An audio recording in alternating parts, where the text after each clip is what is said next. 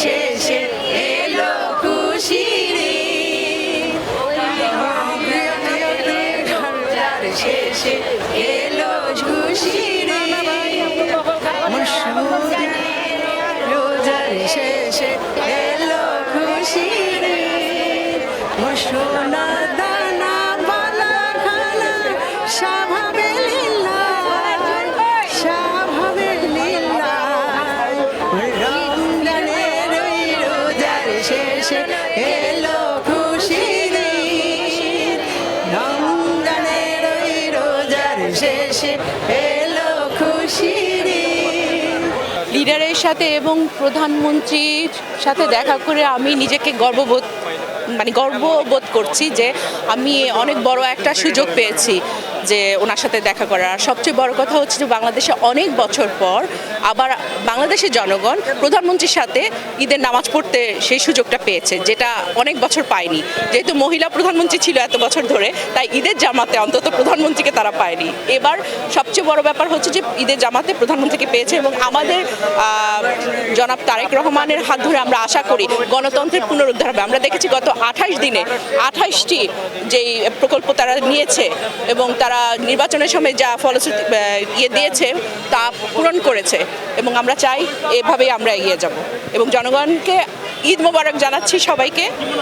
এই সে যে কর্মসূচিগুলো দিয়ে যাচ্ছে বা একের পর এক চমক দেখাচ্ছে, দেশকে এগিয়ে যাবে নাকি না থেমে থাকবে? আশা করি যদি এভাবে চলতে থাকে তবে ইনশাল্লাহ দেশ এগিয়ে যাবে। আর অবশ্যই আমাদের সকলের কোঅপারেশন লাগবে।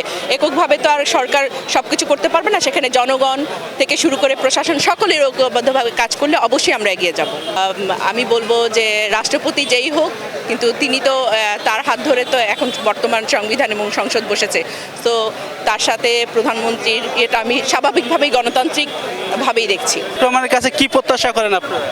ভাইয়ার কাছে যেটা আমাদের প্রত্যাশা সেটা হচ্ছে যে নতুন প্রজন্মের সকলকে আমরা চাই যে তারেক রহমান আরও বেশি বেশি সুযোগ দিক, আমাদেরকে আসার, কাজ করার এবং দেশের কাজ করার সুযোগ দিক, এটাই আমরা চাই। ধন্যবাদ সবাইকে, ঈদ মোবারক। আমরা আনন্দে উদ্বেলিত। সবাইকে মাহে রমজানুল মোবারক শেষে আজকে পবিত্র ঈদ। সবাইকে, দেশবাসীকে আমি ঈদ মোবারক জানাই, ঈদের শুভেচ্ছা জানাই, ঈদ মোবারক। আজকে আমরা আনন্দে উদ্বেলিত। আপনারা দেখেছেন 12ই ফেব্রুয়ারি যে নির্বাচন হয়েছে, সারা বাংলাদেশের মানুষ ধানের শীষে ভোট দিয়ে নিরঙ্কুশভাবে বিএনপিকে বিজয় লাভ করেছে, বিজয় অর্জন করেছে। তারই মধ্য দিয়ে দেশনায়ক জনাব তারেক রহমান সরকার গঠন করেছে। আমাদের জাতীয়তাবাদী দলের চেয়ারম্যান জনাব তারেক রহমান আজকে বাংলাদেশের প্রধানমন্ত্রী। আপনারা দেখেছেন নির্বাচনের সময় যে ওয়াদাগুলো করেছে, এই যে আমার হাতে দেখবেন এখনো যে কালিটি আমি ভোট দিয়েছি সে কালিটি শুকায়নি। এই অল্প সময়ের মধ্যে তিনি ফ্যামিলি কার্ড বিতরণ করেছেন, তিনি ইমাম মুয়াজ্জিনদের ভাতা দিয়েছেন এবং দিন রাত নিরলসভাবে কাজ করেছেন। আজকে দেখেছেন জাতীয় ঈদগাহে মহামান্য রাষ্ট্রপতি, মাননীয় বাংলাদেশের প্রধানমন্ত্রী একত্রে সাধারণ মানুষের কাতারে দাঁড়িয়ে তিনি ঈদের নামাজ আদায় করেছেন। সারা বাংলাদেশ আজকে আনন্দে উদ্বেলিত।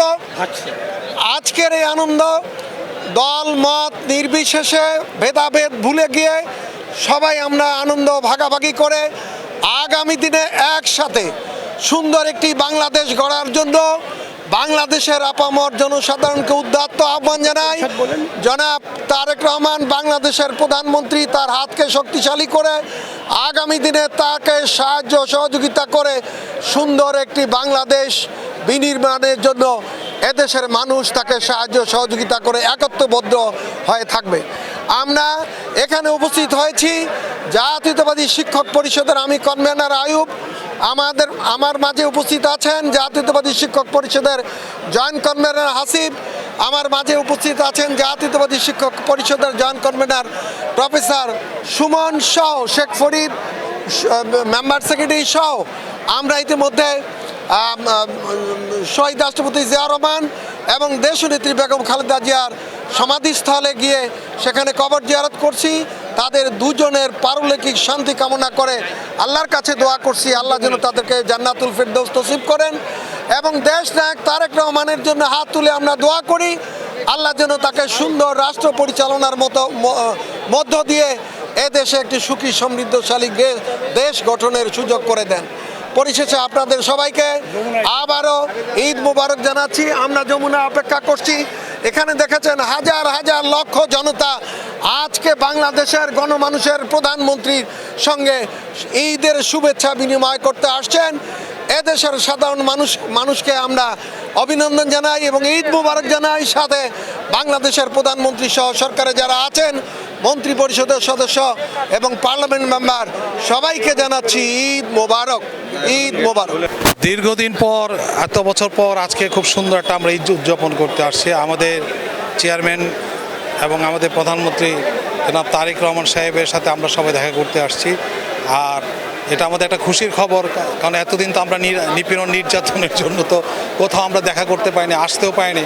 তো আমাদের আজকে চেয়ারম্যান সাহেব আসছেন, বাংলাদেশে আসার পরে এই প্রথম ঈদ মুবারক, এই জন্য জনগণ সবাই চলে আসছে ওনার সাথে, যার ফলে এখন এত লোক যে উনি আদৌ কি এখন আমাদের সময় দিতে পারবেন কিনা এটা নিয়ে অনেকে একটু দ্বিধাদ্বন্দ্বে আছে। যাই হোক, তবু আমরা ওনাকে ঈদের সালাম জানাতে আসছি এবং ওনার সাথে ঈদ করতে পারছি। এটাই সবচেয়ে দেশবাসীর জন্য একটা খুশির খবর যে আমাদের চেয়ারম্যান সাহেবের সাথে আমরা আজকে ঈদ করতেছি।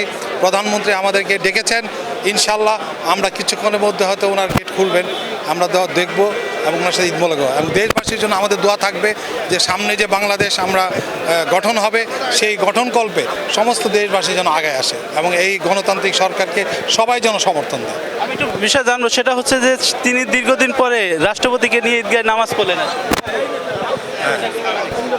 হ্যাঁ, এটা তো প্রটোকল অনুযায়ী উনি আসছেন, রাষ্ট্রপতির সাথে উনি ইয়াতে করছেন, এখানে নামাজ পড়ছেন। এটা একটা খুশির খবর। আমরা চাচ্ছি যে সবাই মিলেমিশে দেশটাকে গড়ুক, এক্ষেত্রে আমার কোনো আপত্তি নেই। আজকে চেয়ারম্যান সাহেব আসছেন, রাষ্ট্রপতি সাহেব আছেন, 5 অন্য মন্ত্রিসভায় গেছেন, নতুন সরকার প্রতিষ্ঠিত করছে, জনগণের সরকার। কাজে এটা তো একটা খুশির খবর, এখানে তো আমি দ্বিধাদ্বন্দ্বে কিছু দেখি না।